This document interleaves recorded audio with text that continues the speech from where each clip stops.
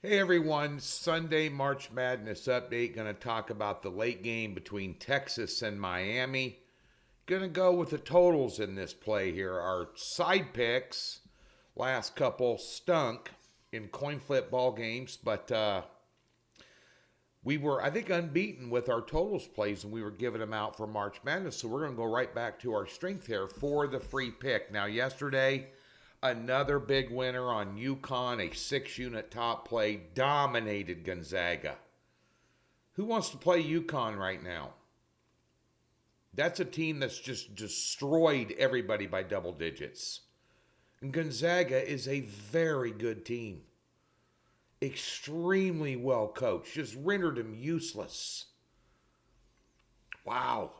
That's good basketball. And on the other side of the coin, I thought it was ironic in the free play what happened to Kansas State.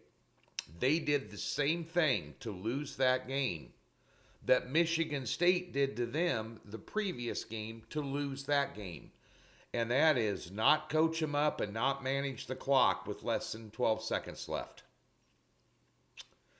Noel had a big night. Johnson had a horrible night for them at guard. I think he had 9 points before he fouled out. That's death to Smoochie for them right there. That backcourt of theirs is.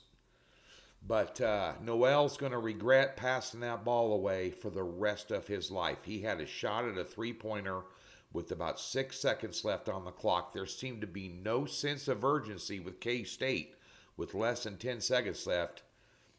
Kind of trotted it up the floor, took a look at an open shot, probably could have drawn a foul on it, and then passed it off into a double team. The same thing that Michigan State did against them in a debacle. Just bad, just a bad sequence, and it takes one of those in these games. You know, anybody playing today can beat anybody. If these games today were on a regular Sunday schedule, I'd pass. However, I think there's value in the early game between Creighton and San Diego State. And when you read the write-up, you'll know why. A 4-unit play. Also, just a quick heads up, we'll get right to the free pick.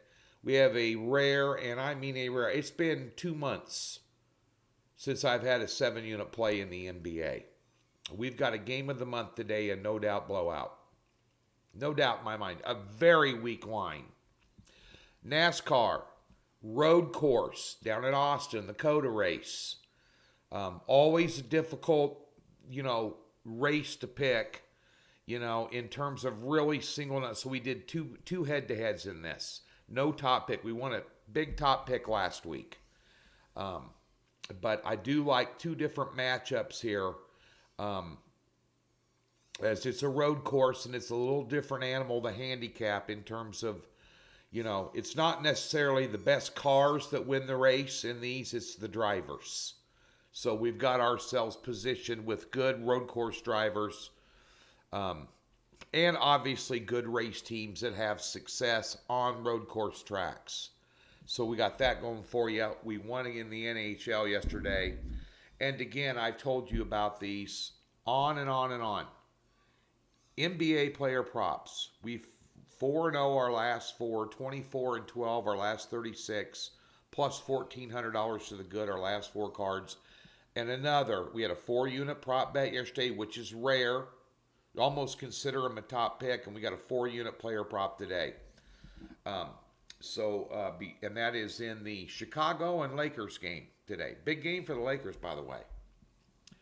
So let's get to this game tonight, this late game. I've got the early game. The number's right on the button. I think Texas could actually win this game comfortably. However, you cannot ignore the backcourt that Miami has. Wong and Pack put up 46 against Houston. Just the backcourt alone. And they play small ball and they have other guards. They had 5 guys in double digits and scored 89 points against Houston's defense. I mean, do you know how hard that is? And Texas is a one-man wrecking crew. They've been walking through everybody, including beating Kansas by 20 in the Big 12 championship, putting up 79 on Kansas at T-Mobile in downtown Kansas City. Over 149. And I think Miami will get a lot of easy putbacks too, because, somebody told me this, and it's something you need to figure into your handicap, whether you're doing the rest of these games on your own and just surfing free plays, or you're doing the NIT. Heard this a long time ago. It's been stated a lot of times. Offense sells tickets, which that'll sell tickets for this game. Defense wins big games. Rebounding wins championships. True story. You always hear about all the best guards always win. Texas is 218th in defensive rebounding. Miami is outside the top 100 at KenPom in defensive efficiency. I just see points being scored. Give me the over 149. This is not something you're putting grandma's bonds into. It's a free play. I don't like the game in terms of side play at all. I think the number's right on the number, But at the end of the day, I think Texas is a better team, but Texas is going to give up some points. And remember, Texas had Kansas State put up over 100 on them in regulation in their own house this year, in conference play. This is a team that can give up a lot of points if a team backcourt gets hot. And Miami's backcourt's been hot. I'd lean over here in the late game. March Madness. Doc Sports. Free $60. Link in the description below. Jump on board. Top play in the NBA. Cased an 8 unit on Friday. Game of the year. On these very same Miami Hurricanes. 6 unit on UConn yesterday. Just a nice little 4 unit bump before we hit the NIT semifinals on Tuesday, where we're going to have a top play, and I'm going to both those games down here at the Orleans Casino Stadium. Yeah, catch a little NIT semifinal action. Booyah! Have a great Sunday.